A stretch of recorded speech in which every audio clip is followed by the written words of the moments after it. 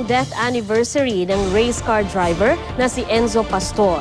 Sa isang misa, muling pinanawagan ng pamilya niya ang hustisya para kay Enzo. Wala pa rin kasing nahatulan sa krimen at pinaghahanap pa rin ang isa sa mga suspect, ang byuda ni Enzo na si Dalia Pastor. Live mula sa Taguig City, may report si Maris Umali. Maris? Sandra, sa araw mismo ng kalayaan, hanap pa rin ng pamilya Pastor ang katarungan. Isang taon kasi matapos ang kanyang pagpaslang sa kanya, ito sa race car driver na si Enzo Pastor, ay tila mabagal pa rin yung pag-usad ng kaso. At kanina nga, gaya ng binanggit mo, ay nagsagawa ng isang misa ang kanyang pamilya at mga malalapit na kaibigan dito sa Taguig para sa kanyang alaala. Nagsama-sama ang pamilya at malalapit na kaibigan ni Enzo Pastor para bigyang pugay ang kanyang maikli ngunit makabuluhang buhay. Hindi naiwasan ng kanyang kapatid na si Vanessa na maiyak habang ibinabahagi ang magagandang alaala ng nakababatang kapatid at kung gaano ito ka-protective sa kanila kahit siya pa ang mas bata. Ang katatagan daw nito hindi masusukat kahit na bata pa lang ay nanganib na ang buhay nito. Halos kapapanganak pa lang daw ni Enzo nang ma-diagnose siya na may Wilms tumor, isang klase ng rare kidney cancer, pero napagtagumpayan niya ito matapos maoperahan at sumailalim sa chemotherapy. Life made a complete turnaround for them. I often stop and say, do they deserve all of this? Hirap man daw tanggapin ang nangyari kay Enzo pero ang kanyang mga magulang pilit na nagpapakatatag. Inaalala na lang daw nila kung gaano siya kabuting anak, kapatid, ama at asawa. It's a life changer talaga. Kasi before, we were going after our passion.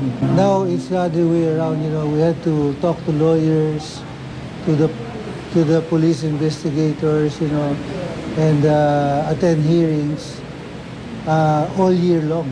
So it's quite different. Especially, we miss Enzo dearly. We love our son so much that at the thought of him, tears could fall anytime.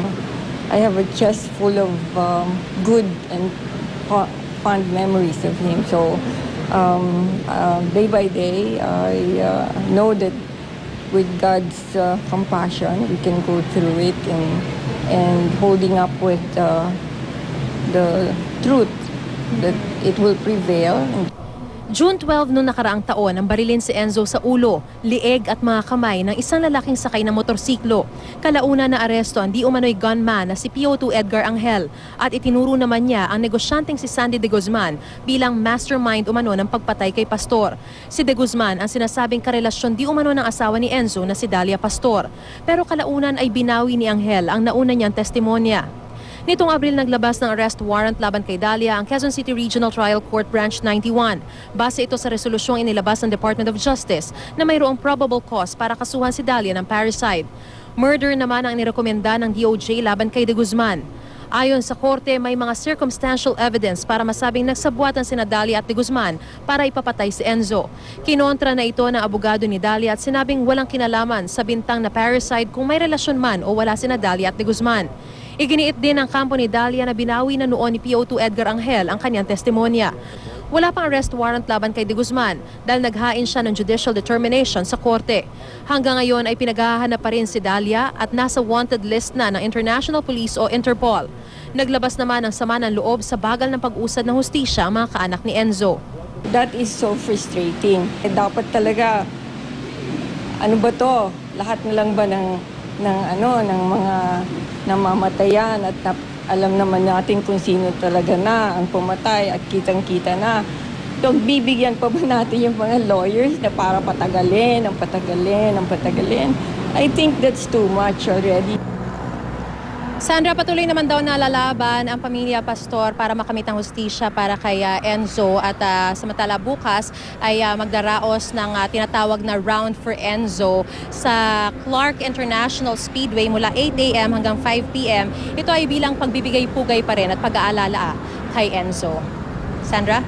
Maris, nasabi ba nila sa inyo, at this point ba ay merong nakakulong kaugnay dito sa kaso ni Enzo? I'm sorry, Sandra, pakiulit lang na wala lang yung signal na sa bandang simula ng iyong tanong. Oo, naalala ko nga merong mga pag-aresto na naganap noon. Pero at this point in time, meron bang nakakulong kaugnay sa kaso na yan? Sa ngayon, Sandra, ay sumasailalim sa pagdinig itong si Angel. Bagamat matatandaan natin na nag-recant siya sa kaniyang statement, ay hindi ito pinahintulutan ng Department of Justice dahil nga bago pa man yung pag-recant niya o pagbawi niya sa kanyang testimonya, ay 2 beses na siya nag-self-confess sa harap mismo ng abogado. Kaya talagang merong probable cause para siya ay kasuhan ng murder. Samantala, itong si De Guzman naman, yung sinasabing mastermind, ay sinampaniran ng kasong murder pero wala pang warrant of arrest na inihahain laban sa kanya dahil nga meron siyang inihain na judicial determination.